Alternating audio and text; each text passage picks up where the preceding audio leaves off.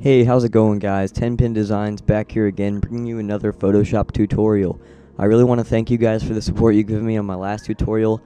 I think you guys are really enjoying these and they're really helping you out, so I'm going to keep bringing them to you as long as you guys give me suggestions and are still liking the videos and giving me support on them. So, today we're going to be talking about gradient maps, color corrections, and other adjustments you can make to your images in Photoshop. So, I have two images open here. One is my abolished networkism photo manipulation from a while ago, and this other one is my Minnesota Burns background that I did. So we're going to start with the photo manipulation, and I'm going to show you how to use the gradient maps first. I'm going to show you how to use them on both of them, because they actually they change things a little bit differently, and they're actually harder to use on backgrounds, because there's just more layers and more text and things that you might not want it to go on, but you want it to go on just the background. So it's a little more tricky, but it's not that hard once I show you guys how to do it. So just like any other effect you use in Photoshop, it's all based on layers. So I don't want my gradient map color correction to change my text, these two bars at the top and bottom, or my vignette that I have here. So I'm going to put it right above this layer 17 here. So if I click on this layer and I go to adjustments and click gradient map, you can select the drop down menu and it'll give you all these gradient maps. Now these ones down here I have actually made myself and saved them. But the presets are actually pretty decent. There's some of them that are not that great, but this orange to purple one right here is one that I used to use a lot before I made my own. And basically you just click that, go back to your layers, and it'll be right above that layer that you had selected earlier.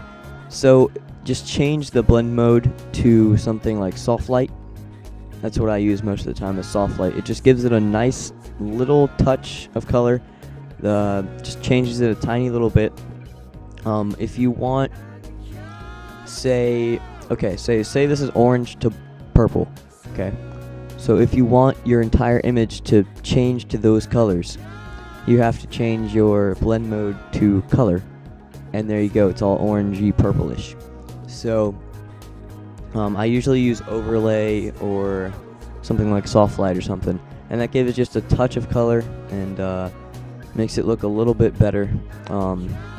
And you can mess around with different colors on the gradient maps and everything. So say I pick this one, it's white to blue, that I use in my Unreal free abstract explosion background giveaway. It'll make it like nice white to blue gradient effect. Put it on purple. As you can see, it'll give it a little tint of the color that you select. So if we do white, it'll just brighten it up. If you do black, it'll just darken it.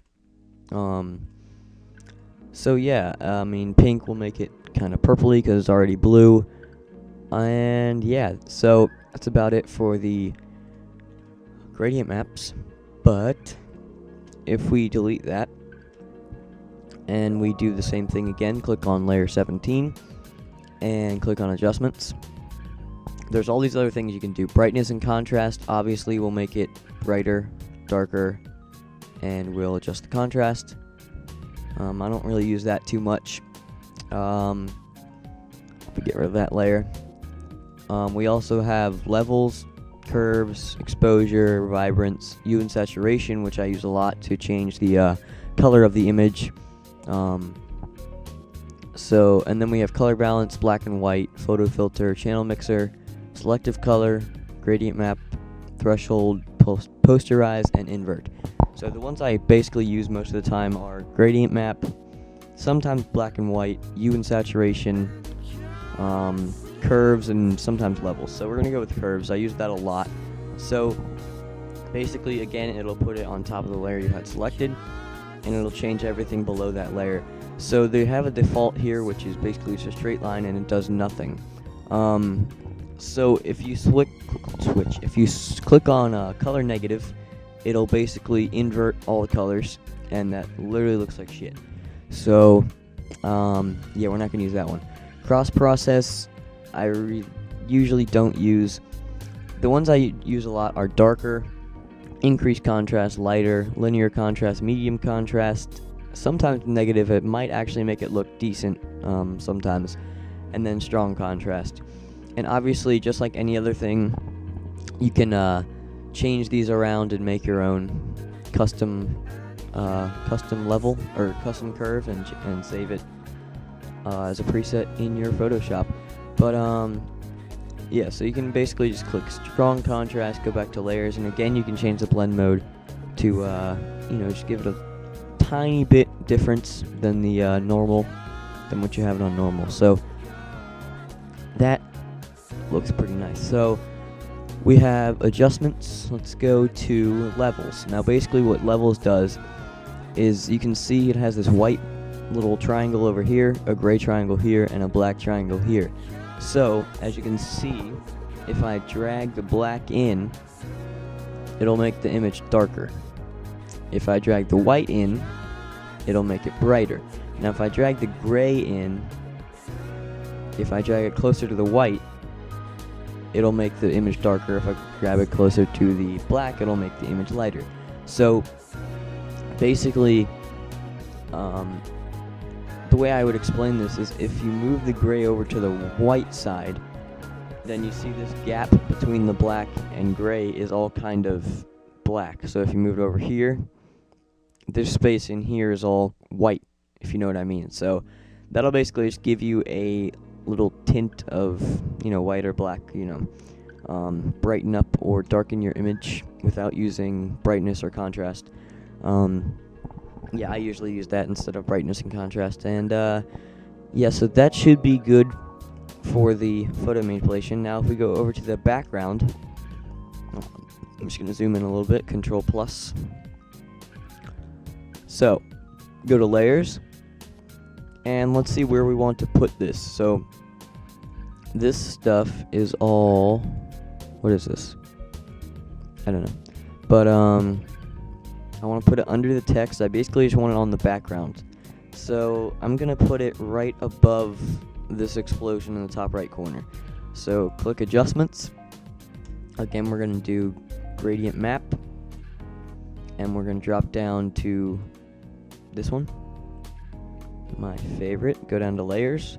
And again, we can put it on soft light. And it'll just make it a tiny bit different. And it'll just make your image have a little bit more depth, your background, whatever you're using. You can also, if we delete this layer right here, if you go up to the top above everything, besides, where is the content areas right here. So I'm just going to move this all the way up so that it's above everything and I don't mess with it. So if we go to the top layer right here of text and we click adjustments, we can also put a gradient overlay. Let's do this one on top of everything, so it'll change the text or the color of the text and everything. So then we can change that to soft light and it'll just make it a little more brighter, but I really don't like that. So basically just mess with the blending modes and you'll end up getting something nice. See, this one's pretty good. Hue basically kind of changes, it stays the same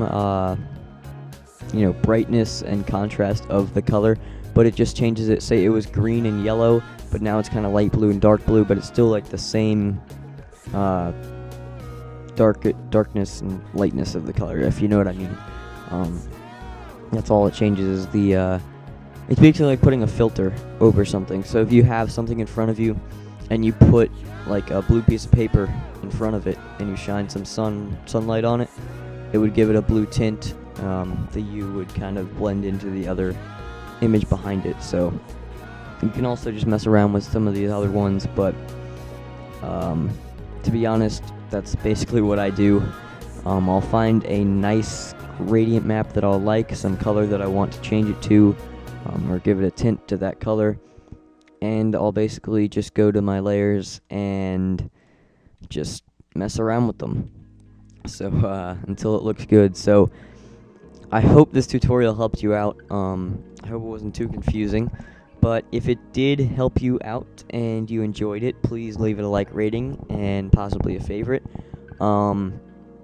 Yeah, and also tell me in the comments what other tutorials you guys want to see from me. I'm sorry this one was kind of long, but there's a lot of information I had to get through to you guys, so you guys could use it in your images in Photoshop and become better designers. So again, if you liked the video, leave it a like. Tell me in the comments what you want to see next from me, and tell me if it helps you out. So I'm out, guys. I'll see you next time.